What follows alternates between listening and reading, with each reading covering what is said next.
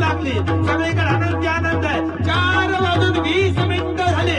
वलंद घुमू लागला, आवाज घुमू लागला, शंखनाद होऊ लागला. 4:21 झाली. वार सोमवार आहे. अश्विन शुद्ध द्वादशी शके 1814, 3 ऑक्टोबर 1892, वार सोमवार. 4:22 सगळे देव देवता उभे राहिले, हातामध्ये पुष्प घेतले आणि वेळ देवाच्या अवताराची वाट पाहू लागले.